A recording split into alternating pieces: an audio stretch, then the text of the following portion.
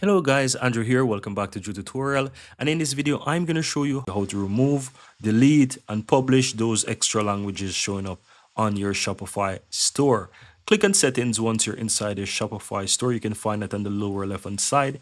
And from here, scroll down and click on languages. Now, as you can see, I have two languages right here. If you want to add a new language, you can always click on that language, select whatever. I'm going to choose one, click on next right here, turn on those languages and click on done. Once you do that, guys, you will have languages there. And if the language is shown as not published, you can always click the three that's towards the right hand side and click on publish, and you will publish the language. Now, I hope that you actually see how you could maybe unpublish those languages within those steps. Now, let's say I want to remove this language right here. All I have to do is click the three dots towards the right hand side, and here you'll find the button to unpublish.